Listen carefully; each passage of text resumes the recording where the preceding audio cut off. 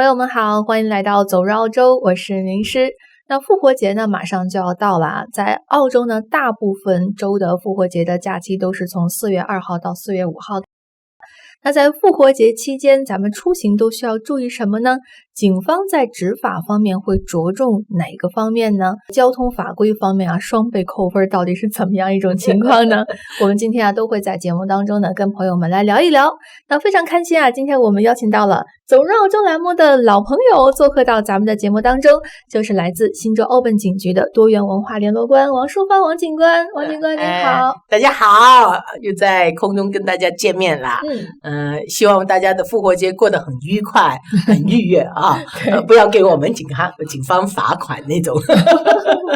这个复活节期间，像您警方这边会着重去在哪方面执法呢？我们稍微先讲一下道路安全吧。那复活节呢，长假期就是跨越了，就从周五一直到周一呢，在这段时间里面呢，就有双倍扣分。你超速，你没有穿安全带，另外一个就是拿手机，我总觉得这个是很过分的一件事情。还有一项就是喝酒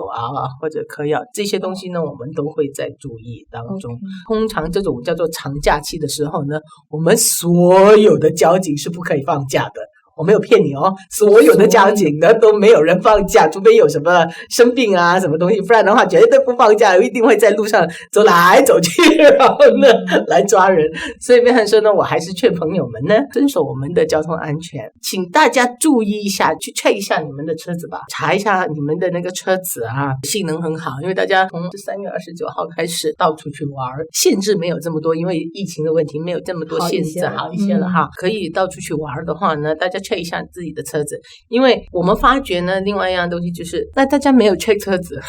那个车子呢就掉在一条长长的马路的中间，或者是你把它推到旁边去。可是呢你那时候呢打电话来跟我们警察讲的时候呢，很少人会告诉我们确切你们到底是在哪里汽车抛锚所以别人说呢，我们就像想帮你，你都要告诉接线员我到底是在哪出事了。他为什么说不来？因为那个地儿太远，太荒郊野外了。对，不是，就是说你像从悉尼我去纽卡斯好了，就要3个小时。在这个 F1 的 freeway 是149公里，你总要告诉我你是在149公里的哪里发生车祸。你跟我讲说你在 F1， 我真的不能找一个警察走上走下，然后就去看一看你在哪里，对不对？这个东西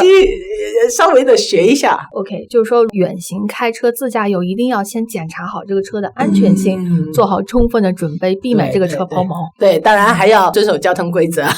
对，因为大家长途旅行的话呢，会找那些特别快的110公里的道路去走，你的110公里很容易就超速。而且呢，我们最担心的，在这样的高速之下，如果是连环车祸，生存的机会真的很低。我们每一年的长假期呢，我们还有一个行动叫做 Towards Zero， 就是零伤亡我们希望在任何的假期当中都是零伤亡。那像根据您往年的这个经验每年的复活节交通这个伤亡事故是怎么样一个大概的情况呢？都是因为超速，都是因为疲劳驾驶也是一个。那您可不可以跟我们来具体分享一下双倍扣分，比如说从什么时候开始，什么时候结束，还有一些具体的哪一项扣多少分可能罚多少款？复活节这段时间的双倍扣分是从4月1号开始一直到4月5号，整整5天。针对的东西呢是超速，还有就是一边驾驶一边用电话这个很差。然后呢还有没有穿安全带，然后呢还有一个就是如果你骑摩托单车呢没有戴那个头盔，脚车也要戴头盔那个是88块，没有双倍扣分，可是有88块的那个罚款，你们要稍微的注意一下。因为双倍扣分呢是从3分开始3分起跳 OK， 那你乘2的话，也就是说从6分开始，没有打折你只要超速2次，你的牌照也可以不要了，你只剩下1分，怎么驾驶？那个分数回来还要3年耶。然后呢还有就是驾驶没有架那个安全带是司机的事情，而且呢每一个不带安全带的人就是3分，一台车子有5个人可以坐耶，另外4个人不带的话呢，4乘3就已经12分了，双倍扣分的话就24分，你就直接吊销你的牌照吧。这些东西呢都是我们警方得注意的。如果你们是带着孩子们一起在这个长假期去玩什么东西，孩子们在7岁以下，家长们请你们买一个就是小朋友的那种安全座椅，不要随随便便去拿一些垫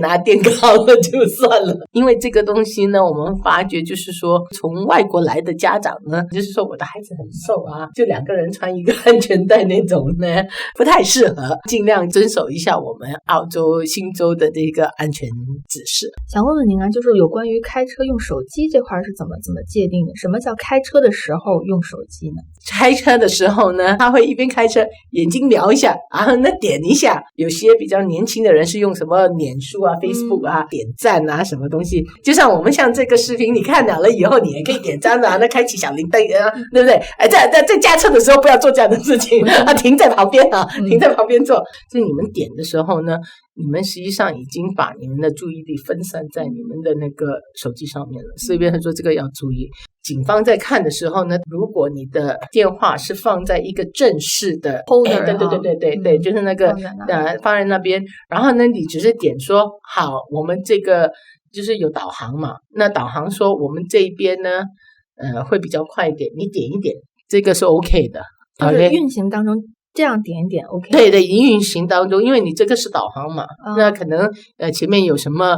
交通意外还是什么东西，他让你说去到另外一边 OK， 可是你绝对不可能一边站在那边一边看，然后那边讲解一边跟人家聊天那种，绝对不行。您说这时候手一边开着一边手拿着是肯定不行的。对。如果它是放在 holder 上，如果是用 GPS 点一下是 OK 的，或者是说你们要有那种就是那种免提就是说那种蓝牙，对，放耳朵的，然后你可以这样子讲。可是我还是跟大家说一下，手机这个东西呢是很扰人的一个机器哈。我们曾经做过那种数据，就是科学考察，我们只要分心2秒钟，车子就已经运行了60米。所以别人说大家还是不要做这样的事情嘛，你可能有什么袋鼠跑过来啊，或者什么东西很容易撞上的。明白。所以这个2秒钟60米的距离处于无人驾驶状态。是，所以我想说这个很重要。所以别人说这个手机这个东西呢，我们会很注意。现在仪器很先进啊，我们新州的那个交警呢进入了一批，就是可以看到就是车子里面有没有人在动。交警随身带着移动的，不是，它是移动的，可以移动的，还是不错的。所以我想说这个仪器，对，有一点像透视眼的东西这样子，所以我觉得还蛮不错的一个玩具。我听我身边有朋友讨论过这个问题，他们是说，如果你看到有警车驶过你旁边，你要很小心的了，因为他们有可能带着这种装备，就知道你在车里是在干什么。而且每个警察现在呢，很多时候呢都会带着我们叫做 body worn camera， 就是有那个就是摄影机在身上，然后呢，为了防止就是中间有什么误会，所以他们会下来的时候呢，就会跟你讲记录，就是如果真的上了法庭的话，完完全全没有什么争论的，对，不用争执什么东西，你直接看了，在这证据已经在那边了。OK， 所以别人说呢，这个是很重要的。之前因为跟您也做过节目，知道新州这边已经新安了很多很多电子眼，主要一个是抓用手机是吧？对，还有一个就是超速，对，而且这些电子眼您之前也说过，它不会有任何反应的，对，完完全全没反应，也不会闪一下光或者是拍了就拍了，而且呢是要等到2个星期、3个星期以后，你才会拿到一张罚单，肯定你都已经忘了，我们有做过这样的事吗？没有吧？所以别人说这个东西呢，你要稍微就是大家得注意一下啊，而且呢，还有就是说，以前呢超速啊，什么东西呢？可能警察还会叫你你停下来啊，什么东西？高速公路走个110公里，那哪里可能叫你停下来？反正就是拍了，让你过了，以后呢，等3个星期以后再出你一个罚单就对了，所以绝对不会让你知道的。大家还是自己自觉自动不要超速，不要玩手机一定要带安全带，这些东西全部做好就好了。对。那您说，如果说开车的时候，就是这个手机放在上面，假如说我开车的时候来电话了，我可以接。如果是免提，免提，OK， 你免提嘛，你就点免提可以接，OK， 好，你一定要是免提，你不可以就是说拿着，然后你一边讲然后什么什么什么什么那种，它一定是放在一个 holder 上面或者是免提。那什么情况下一定要必须熄了火，把车停到旁边去接电话呢？是不是因为它没有那个专门的 holder？ 对，它没有专门的 holder，或者是说它的那个电话呢是不能够加进去。现在的车子很聪明嘛，就是你可以把车子那个电话呢引到车子上面，然后呢只要摁一摁那个轮盘上面的这个按钮呢，它就可以马上听得见到了。现在的新的车子啊就会有这样的一个状况。可是你要知道说，澳洲不是很多新的车子，大家都不会买新的车子，都是几十年的车子那种啊，所以变成说都没有这样的一个功能。就是希望说大家就是不要做这样的事情就对了。那如果说有一些朋友他总是摁他那个车上的一些触屏，他开车的时候总是摁，那样可以吗？当然不要吧，那因为你导航为什么呢？导航就是说你已经设置好了，除非前面就是有什么大车祸啊，或者是什么 roadblock 啊，这样子要让你转啊，你才会摁一摁，还是要提前开车上路之前设定好才是最好。对，你绝对不可以。另外一样东西，导航哈，有些人很奇怪，就是一边走呢，他就会一边按那个地址。对，我想这当然不是这样子。唯一可以帮你按的，可能是坐你旁边的那个帮你按，可能可以。你自己作为驾驶人，绝对不可以按啊！就他如果老是按的话，电子眼也会把它拍下来的。对对，不一定是要手机，因为现在大家的那个车子，新的车子是它不是手机的，它是在那个板上面，所以变成说那个电子眼呢看到的呢，只是你在动，而不是说你一定是拿着手机或者什么东西，所以大家可能是在摁这个，对，就是你的车子上面的那个导航器啊，或者是你的那个电话放在那边嘛，所以变成说这是一个做法来的，所以我觉得大家还是得稍微的注意一下。明白了，就是如果长时间动手机，长时间动这个 GPS 这种屏幕也是对，尽量就是说什么，所以变成说还是尽量放对小心一点啦。那您说像副驾座的人，如果长时间看手机什么的，那他看不关呢？那他如果给司机看啊，这个有问题。你不可以说你在驾车，明师你看一下这个 Facebook 里面很好的，也不行。那你在驾车也，这不可能的事情，你不要打扰到司机。对，所以我觉得还是得注意一下。OK， 那您说如果说这个电子眼它拍照了又罚款了，但是当事人觉得不是这么回事儿，那他怎么找谁去说这个理呢？你拿到罚单的时候呢，罚单的后面呢有3个选项，一呢告诉你说要怎么去还钱，二呢告诉你说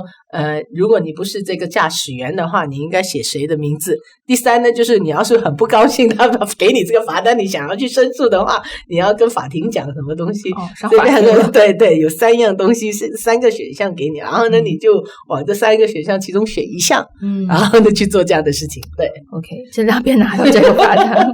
我都说好了，长假期大家好好的玩休息一下，不要做这样的事情最好。对。除了交通这一块是复活节警察执法的重中之重的，